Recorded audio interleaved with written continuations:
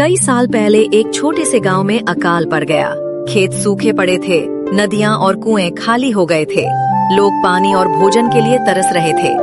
गांव के ज्यादातर लोग काम की तलाश में बाहर जा रहे थे। इसी गांव का एक मेहनती युवक था, वीरेंद्र।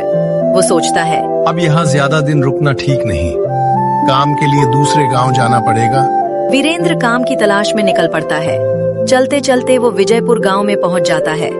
यहाँ उसका न रहने का ठिकाना था, न काम। थक कर वो एक अमीर किसान रामेश्वर सेठ के पास पहुंचता है। सेठ जी, मैं वीरेंद्र हूँ, दूसरे गांव से आया हूँ। हमारे गांव में भयंकर अकाल पड़ गया है।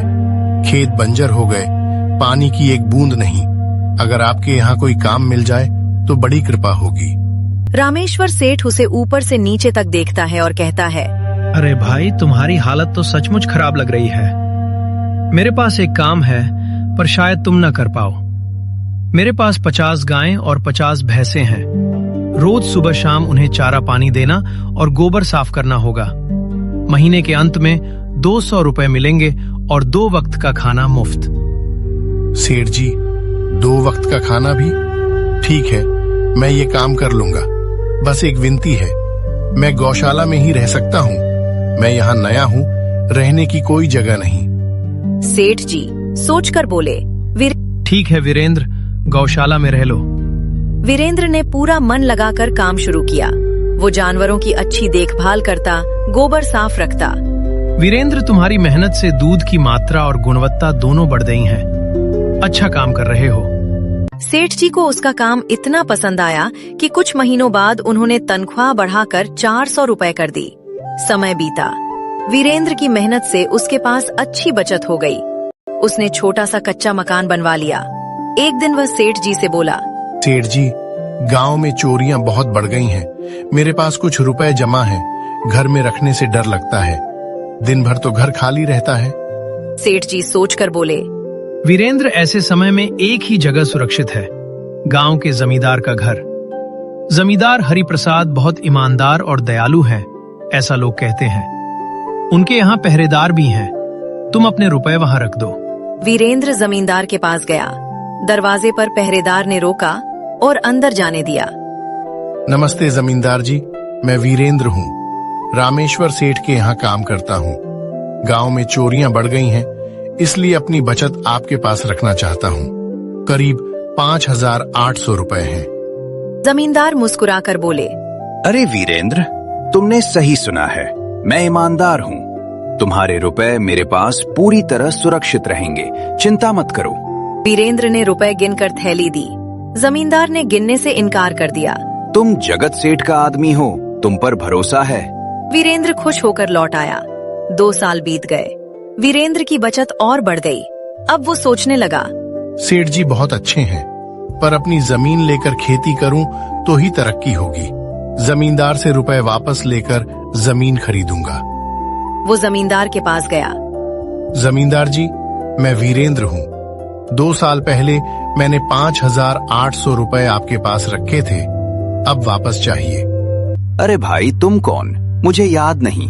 मेरे पास रोज कितने लोग आते हैं। कोई कागज पत्र है क्या? मैं सबके साथ स्टैम्प पेपर पर लेन देन करता हूँ। जमींदार जी, आपकी ईमानदारी सुनकर ही तो रुपए दिए थे। मेरी सारी मेहनत की कमाई है, कृपा करके लौटा दीजिए। ये क्या झूठ मूठ का रोना? लगता है ठग है तू। मेरी ईमानदारी पर सवाल उठाता है। इसे अच्छी तरह सबक सिखाओ। फिर अपने आदमियों को हुक्म दिया। आदमियों ने वीरेंद्र को डंडों से पीटा। घायल और दुखी होकर वो घर लौटा। 2 दिन तक दर्द से वो काम पर नहीं जा सका। रामेश्वर सेठ खुद उसके पास आए। हालत देखकर बोले, वीरेंद्र भाई, क्या हुआ? 2 दिन से नहीं आए? वीरेंद्र ने रोते हुए सारी बात बताई। सेठ जी दुखी हुए। फिर सेठ जी मुस्कुराकर बोले, माफ करना वीरेंद्र, मैंने ही जमींदार के पास जाने को कहा था।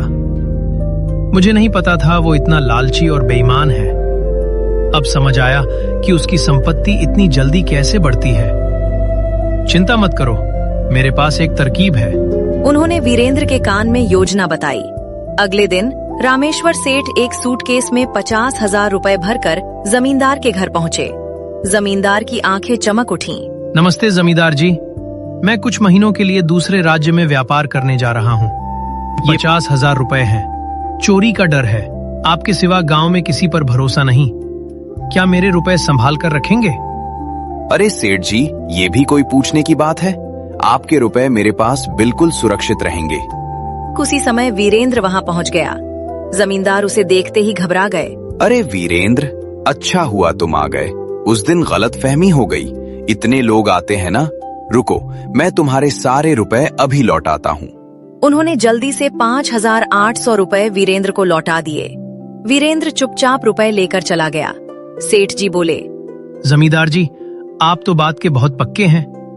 अब मैं निश्चिंत होकर ये 50,000 भी आपके पास रख सकता हूँ। तभी सेठ जी का नौकर दौड़ता हुआ आया।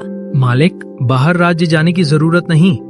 व्यापारी खुद हमारे गांव आ रहे हैं। सेठ जी बोले, अरे वाह, फिर तो दूर जाने का कोई मतलब नहीं।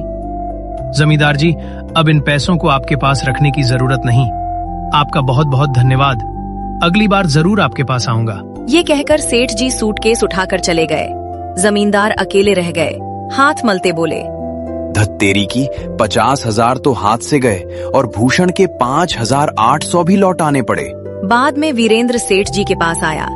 सेठ जी मुस्कुराकर बोले, कोई बात नहीं वीरेंद्र, जो मेहनत और ईमानदारी से कमाता है ऊपर वाला उसका कभी बुरा नहीं होने देता, और जो हराम की कमाई खाता है उसका कभी भला नहीं होता। इस तरह वीरेंद्र ने अपनी मेहनत की कमाई बचा ली और आगे चलकर अपनी जमीन लेकर बड़ा किसान बन गया। सीख: मेहनत और सच्चाई हमेशा जीतती है, जबकि लालच और बेईमानी का अंत हमेशा बुरा होता। ऐसी ही और वीडियोस देखने के लिए चैनल को जरूर सब्सक्राइब कर लीजिए।